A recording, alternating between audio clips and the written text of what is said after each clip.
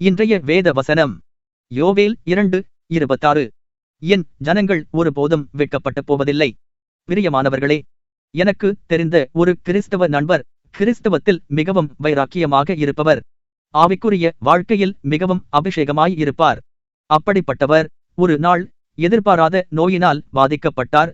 மருத்துவமனையில் அனுமதிக்கப்பட்டார். வெகுநாள் ஆகியும் மருத்துவமனையிலேயே இருந்தார். அவர் கிறிஸ்தவுக்குள்ளாக வைராக்கியமாக இருந்ததனால் அவருக்குள்ளாக ஒரு குற்றவுணர்ச்சியும் பயமும் வந்துவிட்டது. நம்மை எல்லோரும் ஊருக்குள் ஆவியான மனிதன் என்று சொல்வார்களே, ஆனால் இப்பொழுது வெகுநாள் ஆகியும் குணமடையாமல் இருக்கின்றோமே, நம்மை என்ன சொல்வார்கள் என்று எண்ணி தன்னைத்தானே மனதை வருத்திக் கொண்டிருந்தார். அவருக்கு ஜெபம் செய்ய வந்த போதகர் ஒருவரிடம் இப்படியாக காரியங்கள் எனக்குள்ளாக தோன்றுகிறது என்று சொன்னார். அதற்கு அந்த போதகரோ, கர்த்தர் தன்னுடைய ஜனங்களை ஒருபோதும் வெட்கப்பட விடமாட்டார் என்று சொல்லி ஜெபித்தாராம்.